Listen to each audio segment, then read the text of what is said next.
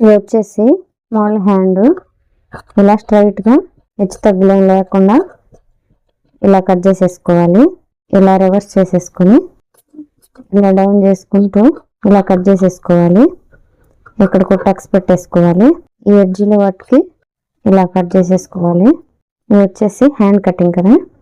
Main cloth కూడా దీనికి attach చేసుకొని పెట్టుకోవాలి. ఇది వచ్చేసి నెట్ క్లాత్. ఇలా ఈ షేప్లో కట్ చేసేసుకుంటున్నాను.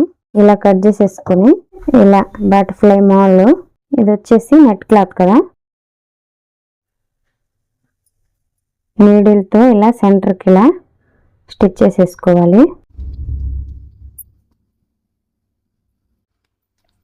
వచ్చేసి బటర్ఫ్లై మోడల్ వస్తుంది. దీనికి వచ్చేసరికి ఇలా 3 పూసలు ఇలా అటాచ్ చేసేసుకొని ఇలా స్టిచ్ చేసేసుకోవాలి. ఇది వచ్చేసి బటర్ఫ్లై మోడల్ వస్తుంది. 3 పీసెస్ రెడీ చేసి పెట్టుకోవాలి. ఈ హ్యాండ్కి లైనింగ్ అటాచ్ చేసుకొని పెట్టుకున్నాను ముందుగానే. ఇలా బటర్ఫ్లై స్టిచ్ చేసుకున్నాం కదా. ఇలా స్ట్రైట్గా ఒక లైన్ డ్రా చేసుకోవాలి. బటర్ఫ్లై యాడ్ చేసుకోవాలి. ఇక్కడ ఒక బటర్ఫ్లై యాడ్ చేసుకోవాలి. ఈ ఎడ్జ్లో బటర్ఫ్లై యాడ్ చేసేసుకోవాలి.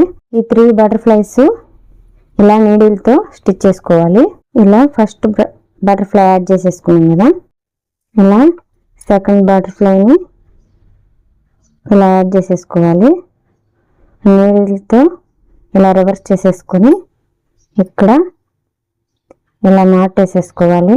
ఇది వచ్చేసి థర్డ్ వన్. ఇలా నీడిల్తో తీసుకొని ఇలా ఇదే విధంగా రివర్స్ చేసేసుకోవాలి.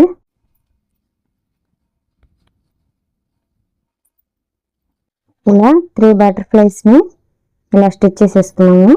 ఇది వచ్చేసి మోడల్ హ్యాండ్. ఇది వచ్చేసి లేస్ అటాచ్ చేసేసుకుంటున్నాను. ఇలా పెట్టేసేసుకుని స్ట్రైట్గా కుట్టేసేసుకోవాలి.